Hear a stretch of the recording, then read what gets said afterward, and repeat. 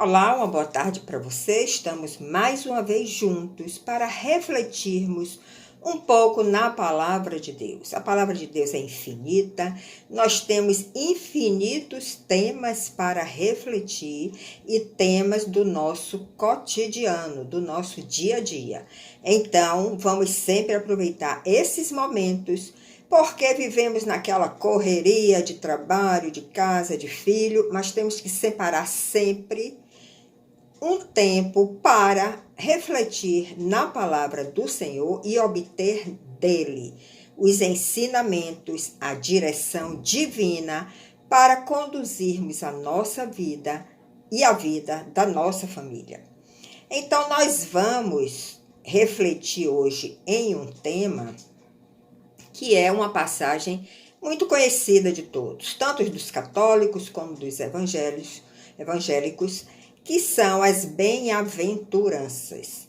Nós sabemos que Jesus estava caminhando à beira do mar da Galileia e tinha uma multidão seguindo a Jesus, porque as multidões seguiam a Jesus porque viam nele o poder, viam nele a unção da sua palavra, viam nele o poder de cura, de ressurreição.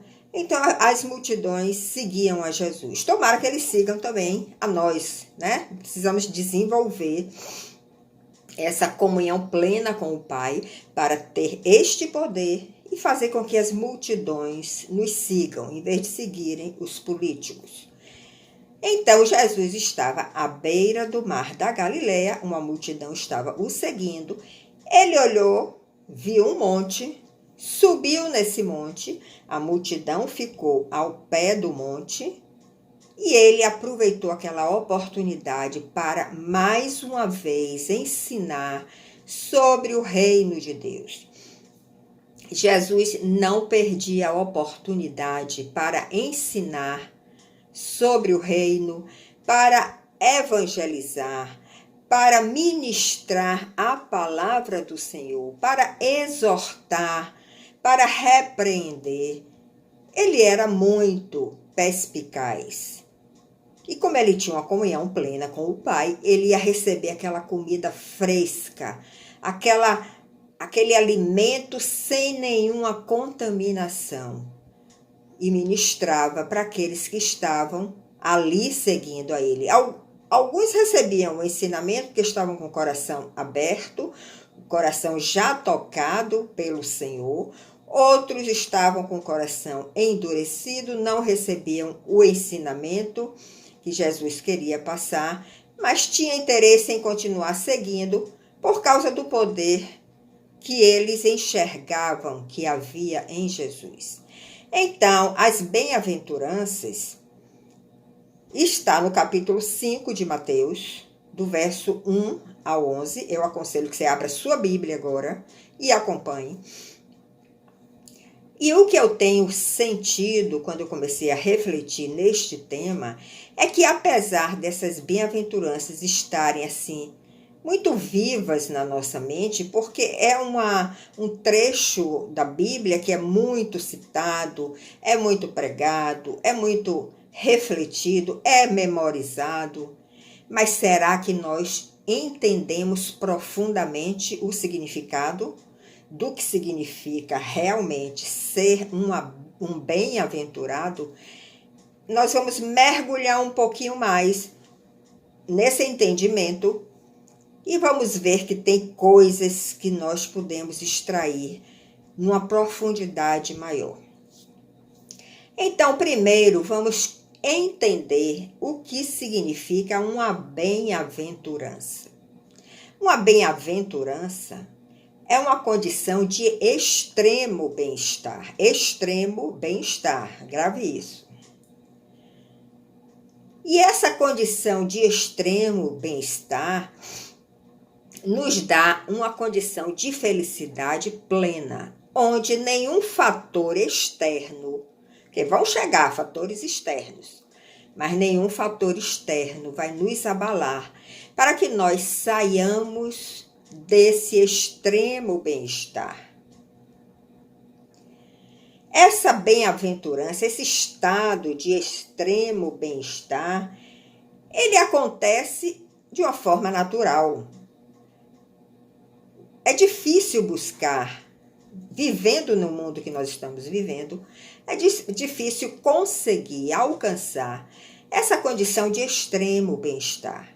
Mas nós poderemos alcançar essa condição de felicidade plena exclusivamente e apenas através de Deus. Ou seja, Jesus, ele tinha uma condição de extremo bem-estar, não porque ele vivia numa terra caótica, que no seu tempo a terra também estava caótica, mas porque ele tinha uma relação plena com o Pai. Isso lhe dava essa condição de extremo bem-estar e nenhum fator externo conseguia tirar ele desse estado de felicidade plena. Vocês começaram a entender que há algo mais profundo que nós precisamos refletir, meditar, ouvir uma vez, ouvir a segunda vez essa mensagem, para que nós tomemos consciência que não é só uma questão de você memorizar as bem-aventuranças, mas é uma questão de você buscar para a sua vida essa condição de extremo bem-estar, de felicidade plena, onde nenhum fator externo vai lhe tirar desse estado de felicidade. E vou frisar mais uma vez que humanamente nós não temos condição de conseguir isso. Humanamente nós temos momentos de felicidades, alguns momentos, mas que às vezes vem um fator externo e nos tira desse estado de felicidade, nos leva a um estado de tristeza, um estado de angústia, de desespero, às vezes até de depressão. Essa é a felicidade humana. Os fatores externos estão nos atingindo e nos tirando desse estado de plena felicidade. Então, uma outra reflexão que nós podemos já falar, para que nós possamos ir refletindo antes de ler as bem-aventuranças, é que as bem-aventuranças, e quando nós começarmos a ler, nós vamos perceber isso, elas retratam o caráter de Jesus. Elas retratam o comportamento de Jesus quando esteve aqui na Terra. Elas retratam as ações e reações que Jesus teve diante dos seus perseguidores, diante dos seus caluniadores, diante dos seus agressores, diante dos seus matadores, aqueles que queriam realmente crucificar a ele, diante daqueles que executaram a crucificação, que foram os romanos, e os que queriam matar eram os judeus, por falta de entendimento.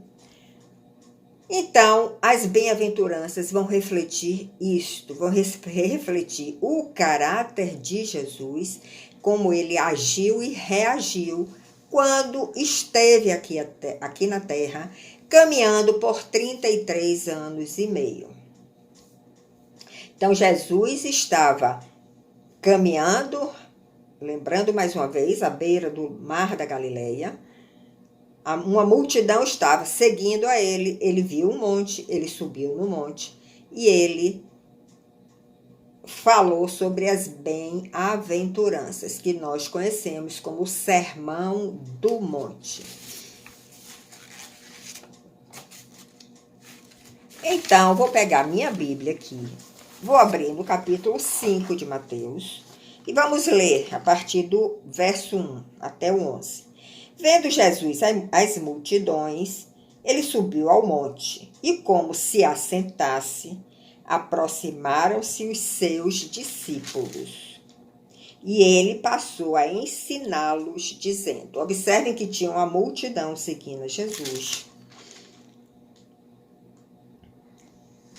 E Jesus subiu nesse monte e os discípulos se aproximaram de Jesus porque eles queriam absorver mais daqueles ensinamentos. Eles queriam estar mais próximo do seu mestre para absorver mais os ensinamentos de Jesus. E se nós somos discípulos de Jesus, nós devemos estar sempre próximo, sempre perto à palavra de Deus, refletindo e meditando nela. Devemos estar próximos àquele pastor, aquele padre que está ministrando a palavra, que está direcionando a sua vida espiritual para Cristo, para absorvermos de uma forma mais fiel, mais verdadeira, os ensinamentos do Senhor. Assim faziam os discípulos de Jesus naquela época, e assim nós devemos fazer hoje, se somos seus discípulos. Não apenas uma multidão que o segue, interessado nas suas bênçãos e no seu poder. Então, no verso 3, nós lemos: Bem-aventurado os humildes de espírito, porque deles é o reino dos céus.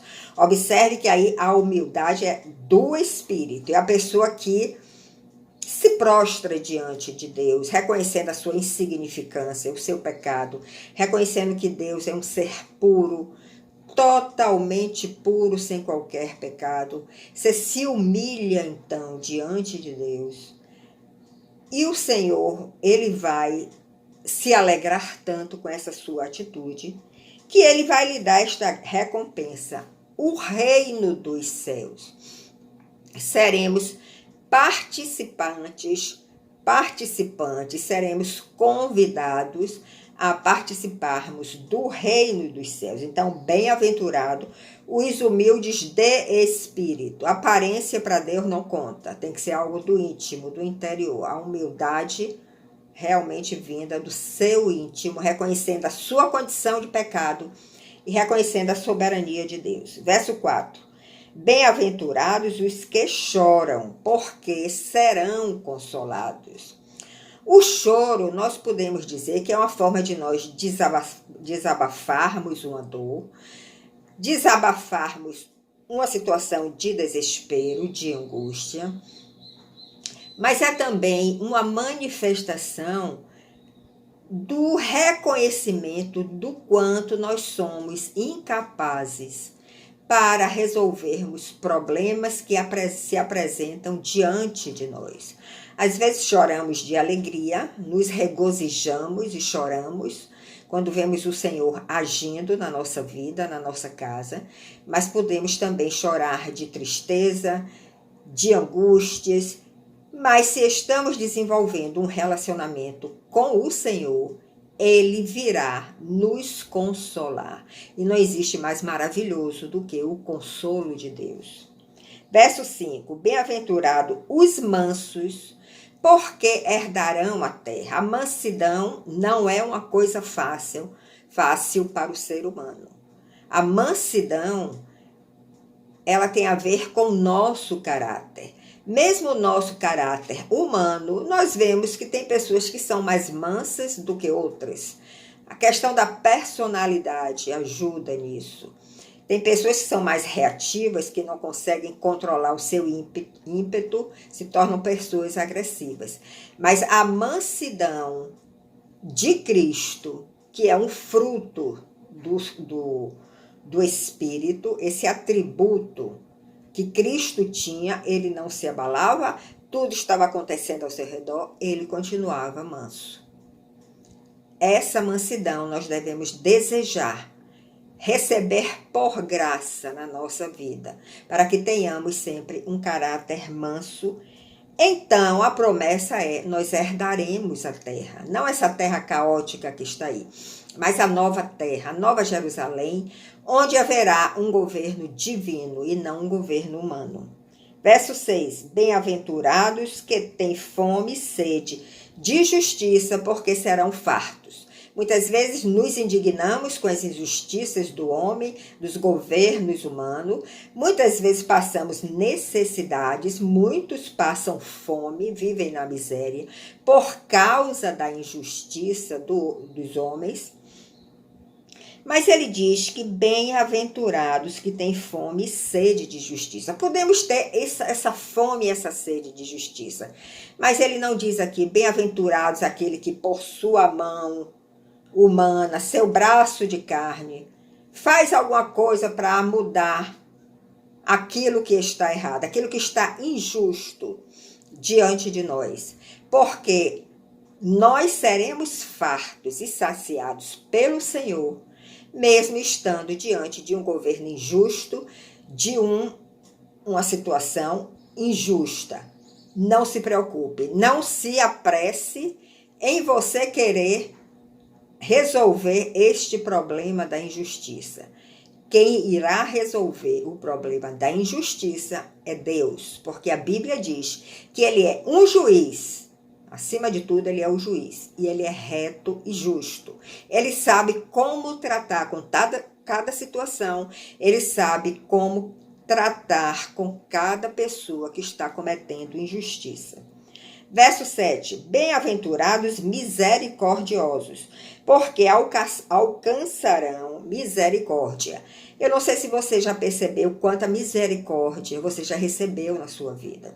Olhe para trás, para a sua infância, para a sua adolescência, para o início do seu casamento. Veja quanta misericórdia você recebeu de Deus. Como Ele estava sempre ao seu redor, lhe guardando, lhe protegendo, levantando pessoas para lhe chamar a atenção, para que você não fosse por esse caminho, para que você não agisse daquela forma.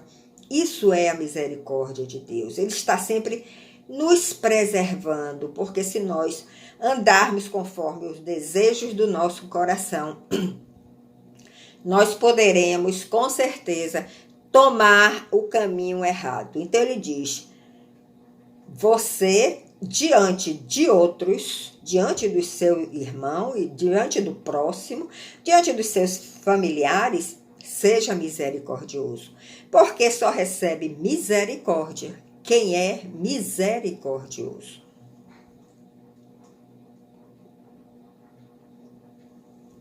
Então, se uma pessoa te ofendeu, se uma pessoa está tomando o caminho errado, procure ajudar, procure erguer aquela pessoa, estenda a sua mão para ele.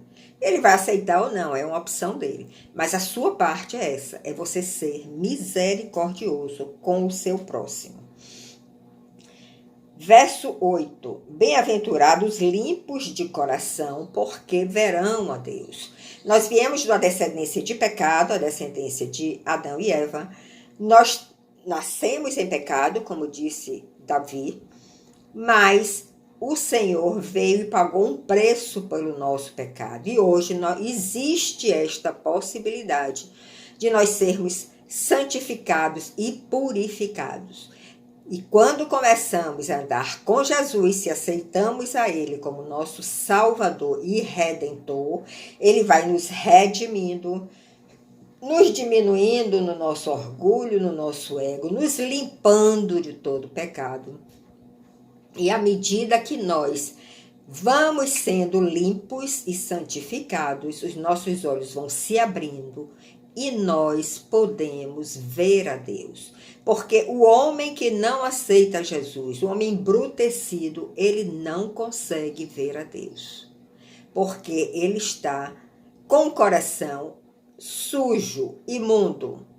Ele não está sendo limpo nem purificado, porque ele não aceitou a Jesus como seu Salvador e o seu Redentor. Essa é a chave.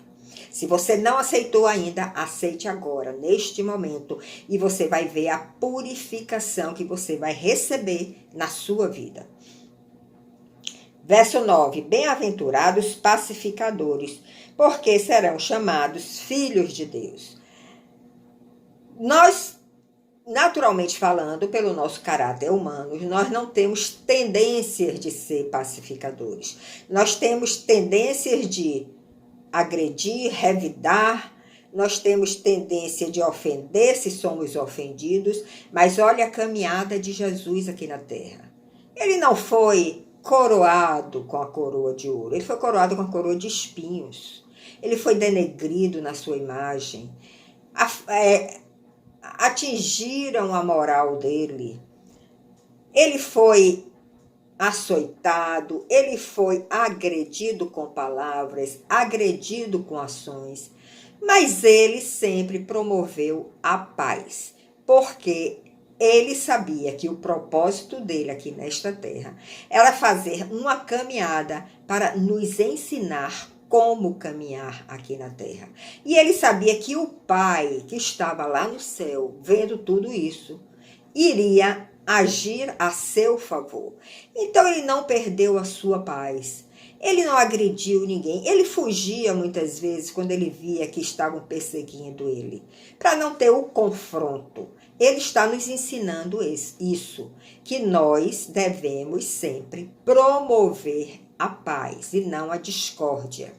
Nós precisamos desenvolver esta capacidade emocional, que hoje se fala muito inteligência emocional, e Jesus praticou há mais de 2000 anos atrás, sem ninguém precisar dizer a ele, sem ele ir para nenhum terapeuta, para nenhum psicólogo, mas ele entendeu que o plano do Pai era esse. Então, ele se manteve pacífico e caminhou a sua caminhada até a cruz para cumprir o propósito do Pai. Então, não se rebele, promova sempre a paz e manifeste sempre a paz diante dos homens, mesmo aqueles que te ofendem e que te agridem. Porque o Senhor vai agir a seu favor, não tenha dúvida disso. E a recompensa em sermos pacificadores é que seremos chamados filhos de Deus. Vamos receber uma herança de Deus. Não só a herança da terra, mas a herança do seu caráter, a herança da sua essência, a herança da sua vida em nós. Essa é a herança mais preciosa que nós devemos desejar. Consequentemente, herdaremos também toda a terra. Seremos chamados filhos de Deus.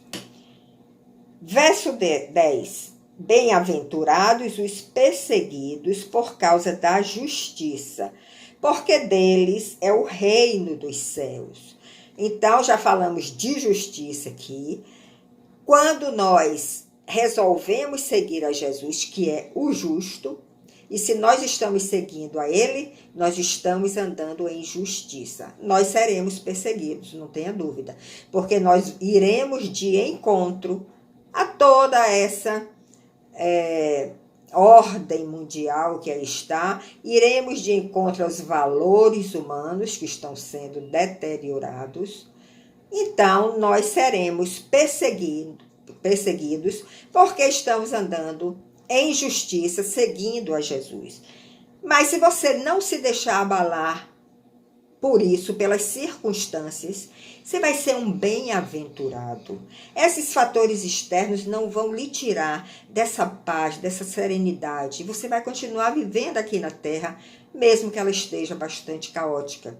E você receberá como recompensa o reino dos céus. Você viverá num reino onde o Senhor estará presente todo o tempo. Você vai desfrutar desta presença do Senhor. E no verso 11, para concluir, nós lemos: Bem-aventurados sois quando por minha causa, Jesus falando, vos injuriarem, vos perseguirem e mentindo disserem todo mal contra vós. Todas as vezes que nós nos propomos a seguir a Jesus, e se nós vamos intensificando esta caminhada, nós seremos caluniados, nós seremos injuriados, nós seremos perseguidos. Mas, no verso 12, ele diz: regozijai-vos, fique alegre e exultai, porque é grande o vosso galardão nos céus, pois assim perseguiram os profetas que vieram antes de vós. Então, vou fazer uma alteração, em vez de ler do 1 ao 11, leia do 1 ao verso 12. Porque no verso 12 ele está dizendo: fique feliz, se regozije, exulte, porque você está sendo perseguido. Porque você está sendo perseguido por causa do meu nome, mas eu vou lhe dar o reino dos céus. Você será chamado filho de Deus. você herdará o reino de Deus. Então, vocês entenderam que é ser um bem-aventurado? Não é só uma questão de você memorizar todas as bem-aventuranças, mas é de você entender que é um estado, ser um bem-aventurado é um estado de extremo bem-estar, onde esses fatores externos, humanos, que vão sempre tentar lhe atacar, eles não vão conseguir lhe tirar desse extremo estado de bem-estar. Eles não vão conseguir tirar a sua felicidade plena, porque você vai estar em Cristo. Você vai estar buscando sempre a presença do Senhor. Você vai receber sabedoria para agir em cada situação dessas que eu te apresentei. Então, que esse entendimento chegue ao seu coração e que você seja abençoado com as bem-aventuranças e que nada nesta terra possa te abalar e tirar a sua paz, a sua serenidade, a sua comunhão com o Senhor. Eu te abençoo neste dia com este entendimento e com essa determinação, suplicando ao Senhor: Senhor, me dai a graça para eu ser um bem-aventurado. Que o Senhor te proteja, te abençoe e em outro momento nós nos encontraremos.